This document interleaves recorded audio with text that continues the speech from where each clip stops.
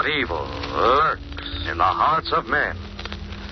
The shadow knows.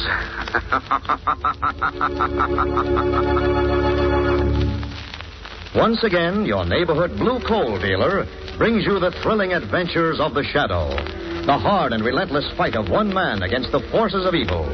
These dramatizations are designed to demonstrate forcefully to old and young alike that crime does not pay.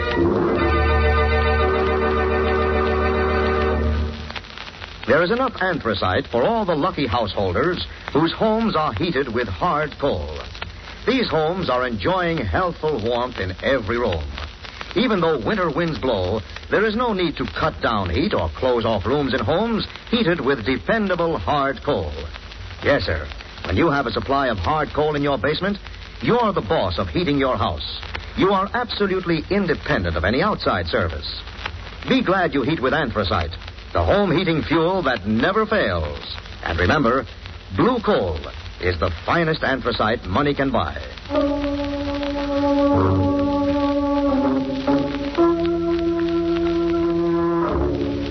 The Shadow, who aids the forces of law and order, is in reality Lamont Cranston, wealthy young man about town. Years ago in the Orient, Cranston learned a strange and mysterious secret: the hypnotic power to cloud men's minds so they cannot see him. Cranston's friend and companion, the lovely Margo Lane, is the only person who knows to whom the voice of the invisible Shadow belongs. Today's drama, Death and the Black Fedora.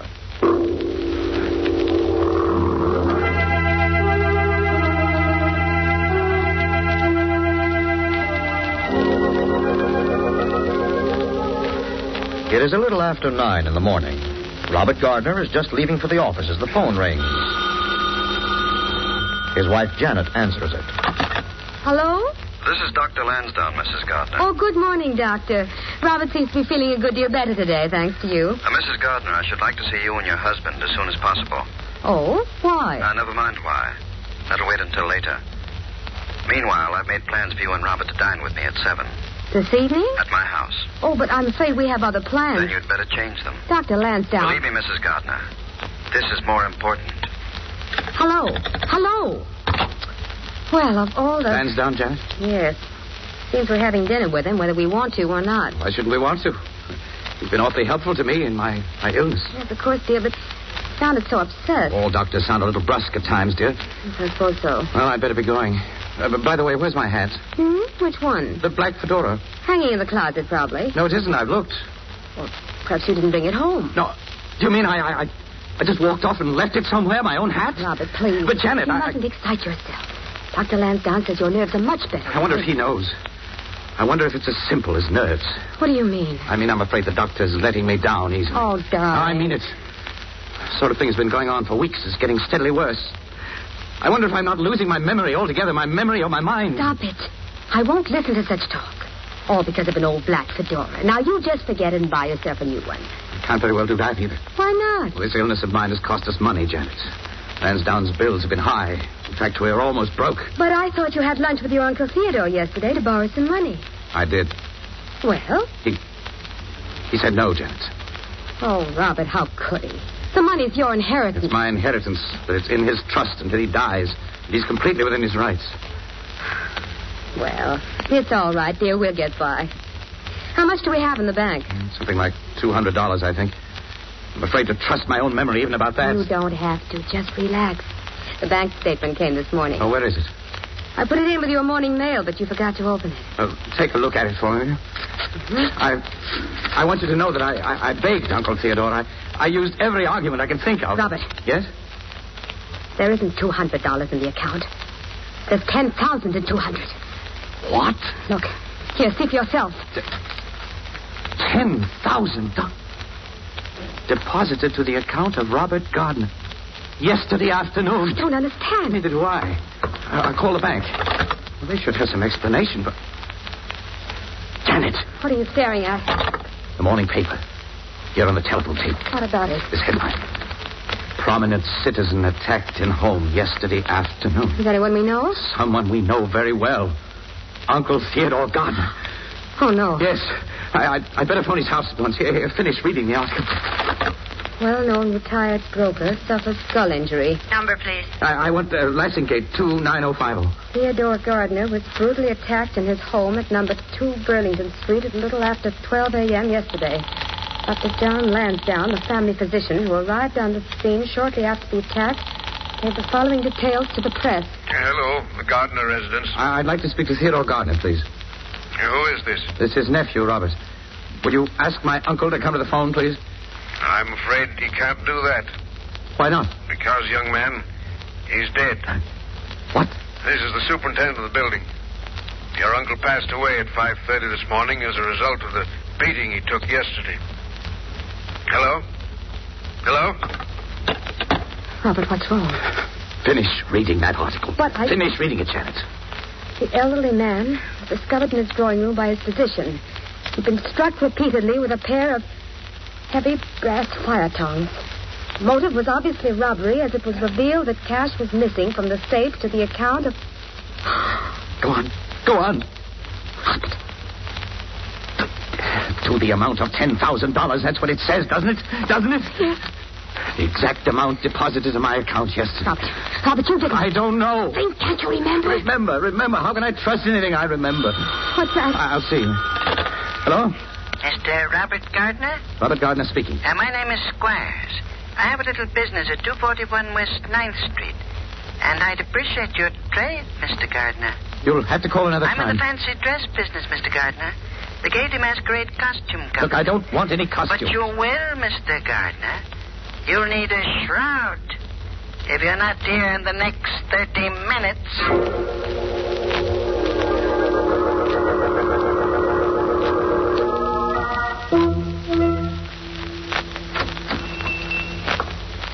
Is this the Gaiety Masquerade Costume Company? Yes, sir. And we've got every little thing here for a good time. Masks, wigs, costumes, finest in town and cheap. Now, you look at this clown suit. I don't want... Too fancy, huh? How about this pirate outfit? Deluxe item. You don't understand. Maybe for a gentleman like yourself, this would fill the bill. A British morning coat? I'm not interested. Wait till you see the hat that goes with it. There. I tell you, Where did you get that? A black fedora. Only slightly worn. The whole outfit is yours, Mr. Gardner, at the special price of $50,000. $50,000? Sounds a little high, but you're not only buying the costume, Gardner. You're buying a lot of silence. Silence? You left this hat at your uncle's house yesterday, and you killed him. Who told you that? A gentleman who saw you in action.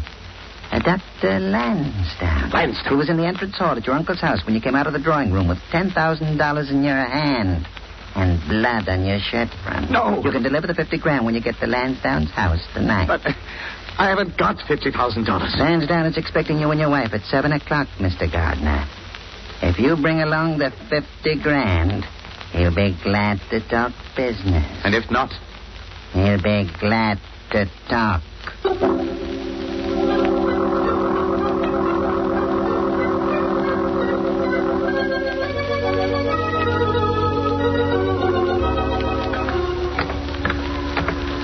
Not late, are we, Lamont? Oh, right on time, Margo. Good. Dr. Lansdowne said 7 o'clock. Who else going to be there? Oh, just another couple. Gardner, I believe their name is. Janet, Robert Gardner. Oh. I'll ring. You know, darling, I've decided I like your new hairdo. Oh, thanks. Bit of an experiment. Lamont and Miss Lane. Hello, Dr. Lansdowne. Come in. Thank you. Mrs. Gardner just got here. Robert will be along in a minute. Right this way. Margo, this is Janet Gardner. I don't think you've met. How do you do? How do you do? And Lamont Cranston, Mrs. Gardner. Miss Gardner? Delighted, Mr. Cranston. Now then, shall I get us all a drink? Shell here, Lamont? No, not for me, thank you. Skipping the beverages? Yes, but I'd like to use your phone if you don't mind. Not at all, by all means. It's right there on the end table. Thank you, friend. What about you, Margo? Just one cocktail before dinner? Oh, I Hello. don't know. Hello. What's the matter, Lamont? Phone, I'm afraid the line is dead. Dead? Oh, I'm sorry. Someone must have let the extension off the hook in the upstairs library. I'll go and see. Oh, don't bother, please. Don't bother at all. You make yourselves at home.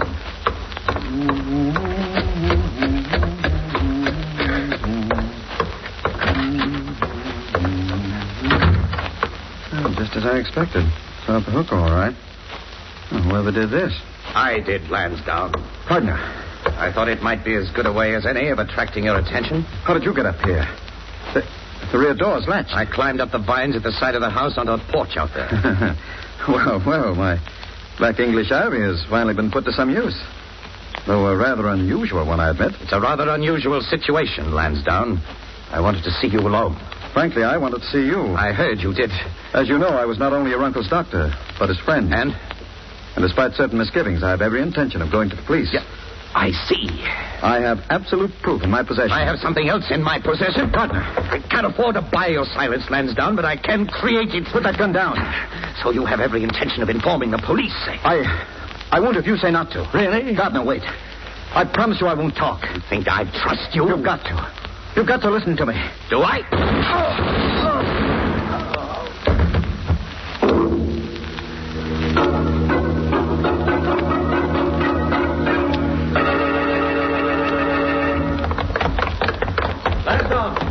Lansdowne.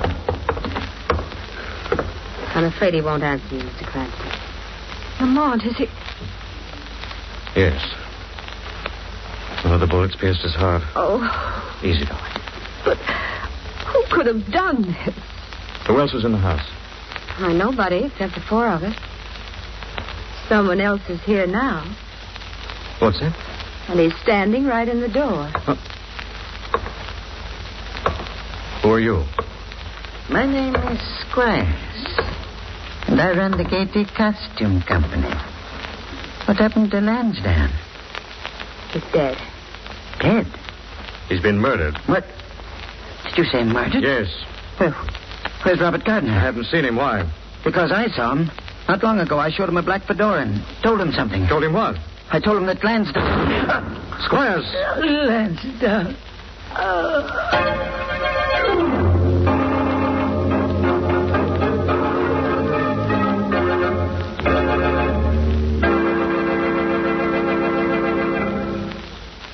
We'll return to the shadow in just a moment. Friends, during the recent severe weather, homes, apartment houses, schools, and other public buildings, heated with hard coal, have enjoyed full, healthful, uninterrupted warmth. Regardless of snowstorms, halting highway traffic, or causing power failures, homes and other buildings heated with hand-fired hard coal have been sure of continued heat. That's because enough coal can be stored to carry you right through the severe part of the heating season. Yes, when you have a supply of hard coal in your basement, you have the assurance of a warm and snug home at all times. Now, here is something else. Coal can be just as convenient to burn as any other fuel. With a Blue Coal Temp Master on your furnace, all trips to the basement to adjust furnace dampers are eliminated. The Temp Master automatically adjusts them for you, keeping your home constantly at the healthful temperature you set on the upstairs dial. You'll be glad you heat with dependable hard coal when you discover how little attention your furnace requires with a Temp Master automatic heat regulator. The Blue Coal Temp Master can be installed on any furnace without interrupting the heat in your home. And a Temp Master will save you a lot of coal. Call the nearest Blue Coal dealer tomorrow and ask him to demonstrate the Temp Master in your home. Now, back to the shadow.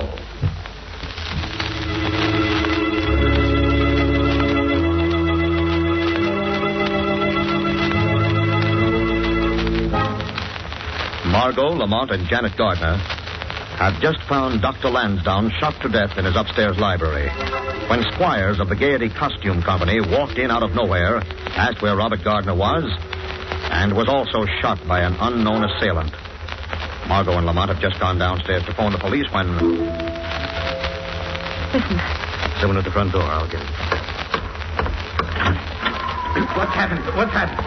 Who are you? I'm Robert Gardner. Oh. I was just coming up the drive and I thought I heard a pistol shot. You did. There have been 2 murders in the past few minutes. Murders? Yes. Who are you? I'm Lamont Cranston. This is Miss Lane. Robert? It's my wife. Where is she? Upstairs with the victims. No objection to my going up, is there, Mr. Cranston? Not at all, Mr. Gardner. Now then, Margo, we'd best call the police. It's most peculiar. What is? This. Here on the floor. Let me see. What is that? Leaf. Black English ivy.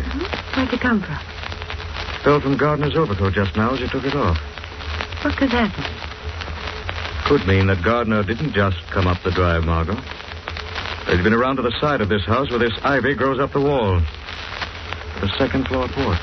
You mean you think Gardner... I think it's worth a visit, Margo. And Sarah.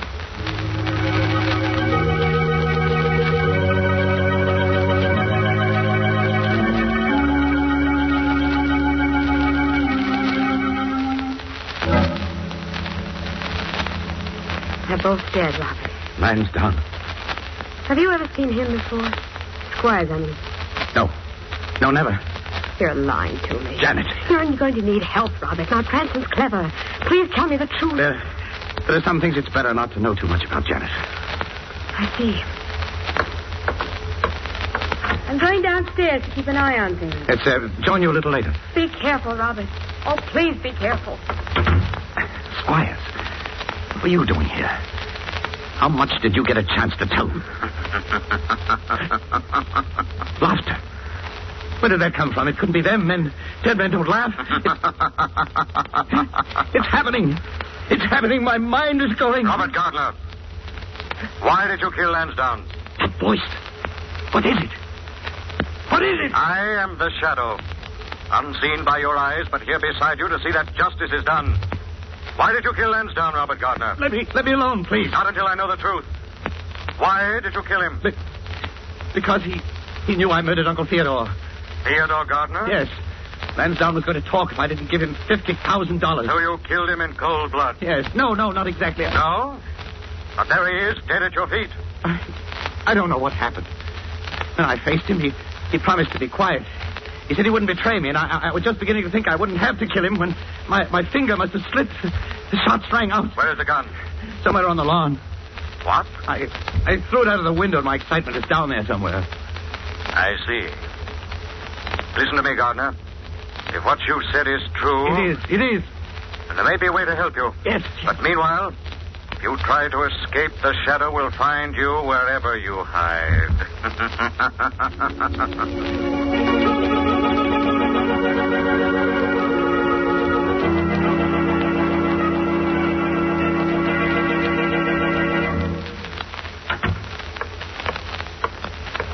Mr. Cranston? Oh, Mr. Gardner, it's you. Where have you been, Mr. Cranston? Out on the lawn. Getting some fresh air? No, looking for something. Looking for something?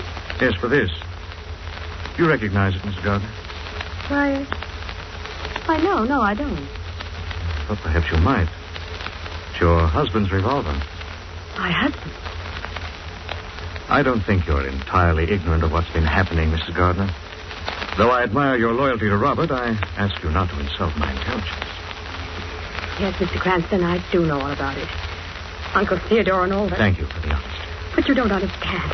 Robert's been so ill. Practically deranged mentally. There must be some way we can help him. Perhaps. At all events, there's some pretty interesting points about this pistol of his. What do you mean? Well, here, take a look at it. Thanks. Is it loaded? Yes, but it's no reason for you to be afraid of it. But it's a reason for you to be afraid of it, though. What? Put up your hands. Mrs. Gardner. Put up your hands, Mr. Cranston, and walk. Where are we going? Right here. Lansdowne study. But someone's waiting inside for you. Who? A lovely and terrified Miss Lane. Lamont. Easy now, darling. We'll come through this somehow. Not necessarily, but there's the bright side, Mr. Cranston.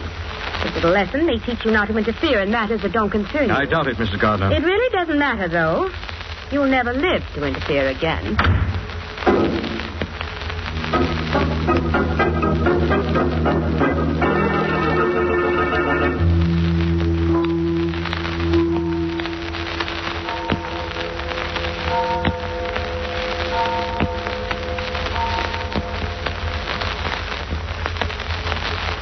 The house is deserted.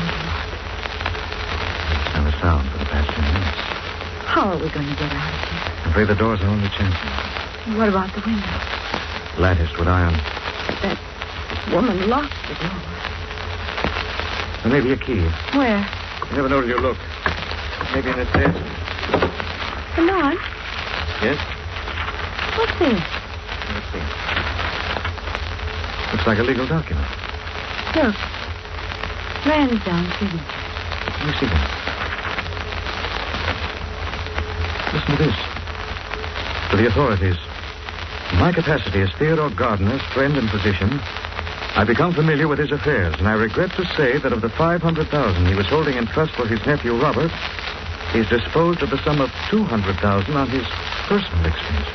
Lamont, does that mean that Theodore Gardner's been stealing from his nephew's inheritance? Looks like it, Margo. It also means I have the clue to this curious little Chinese puzzle at last. But I don't let it... Madam. Smoke. Thought I smelled smoke. I'm afraid you do smell just that. Lamont. Easy now. We've got to get out. We'll do our best. What's that? Who's there? Robert Gardner. God. We thought the house was deserted, Gardner. I was left behind to do the dirty work, Such as? setting this place on fire. Leaving us locked in this room, of course. Yes. Is it possible you're finding it hard to do? If only we could make a deal, Cranston.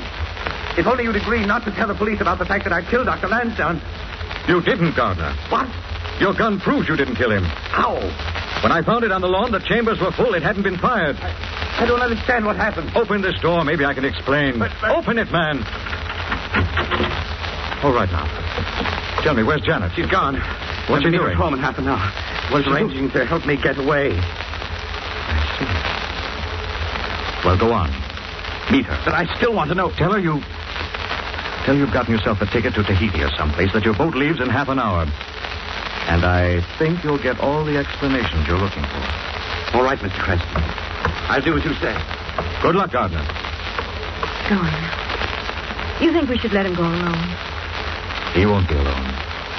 When he needs help, there'll be someone on hand. The shadow.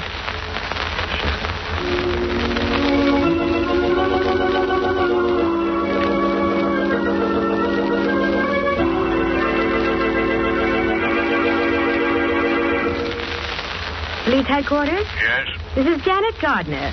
I'm calling from my home at 825 Terrace Drive. Yes? I want to report 2 murders that have been committed since 7 o'clock this evening. What? I thought you'd like to know that the man who committed them will arrive at this house within the next 5 minutes. How do you know? The man happens to be my husband, Mr. Robert Gardner. What?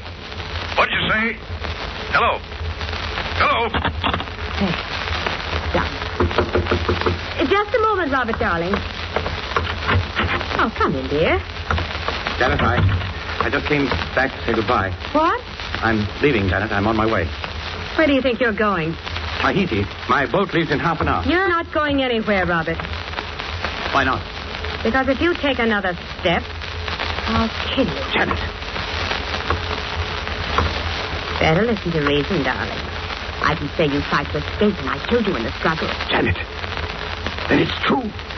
It's you. What are you talking about? You killed them. Both Lansdowne and Squires. Oh, you're crazy.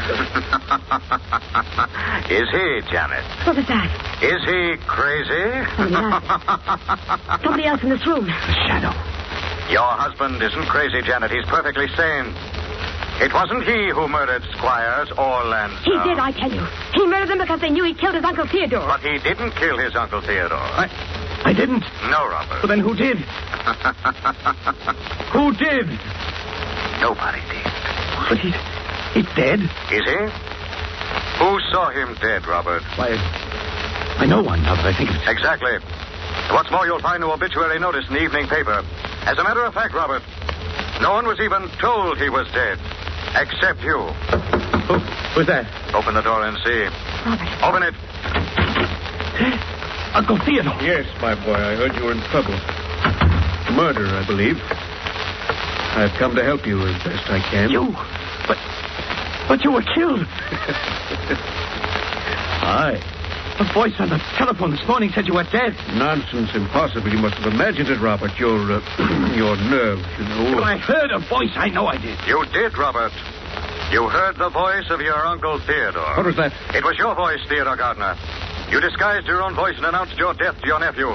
Part of the plot you and Janet worked out together. What are you talking about? You arranged with Janet to play on Robert's nervous illness and persuade him that his mind had failed and that he'd murdered you. You're crazy. Why would I fall in with such a scheme? To get rid of a husband you didn't love. And for a share of what Uncle Theodore had left of Robert's inheritance. That's not true. It is true, Uncle Theodore. You wanted to get rid of Dr. Lansdowne. That was at the bottom of everything. You wanted him out of the way because the doctor knew you were stealing from Robert's inheritance. That's lies. All lies. You thought if Lansdowne became an eyewitness to Robert's crime, Robert would kill the doctor for you. I intended to kill him. He said he was going to the police. You intended to, yes.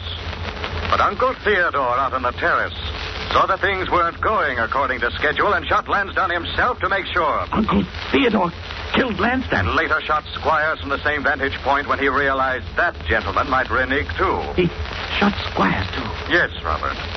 Your murdered uncle was the one who committed the murders. Whatever you are, you're smart. Too smart. Where are you going? Out that door. Come along, get it. I wouldn't use that door if I were you. Why not? Open up. Come on, open up. The house is surrounded. Because, as the officer says, the house is surrounded. Surrounded by police that Janet sent to arrest her husband for murder.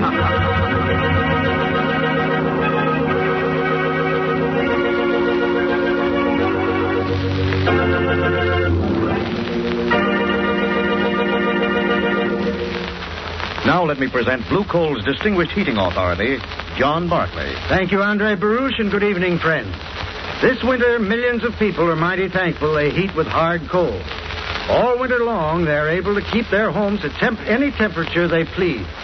Yes, when you use hard coal, no one will request that you turn your furnace down to conserve fuel. And now users of hard coal can have this failure-proof heating automatically controlled, thanks to the Blue Coal Temp Master heat regulator.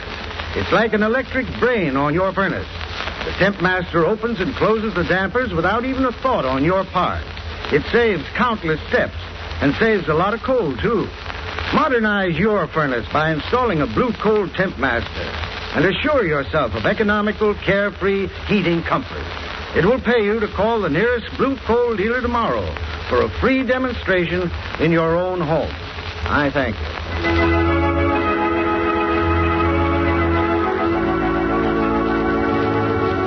This story is copyrighted by Street and Smith Publications, Incorporated. The characters, names, places, and plot are fictitious. Any similarity to persons living or dead is purely coincidental. Again next week, The Shadow will demonstrate that the weed of crime bears bitter fruit. Crime does not pay. The Shadow knows.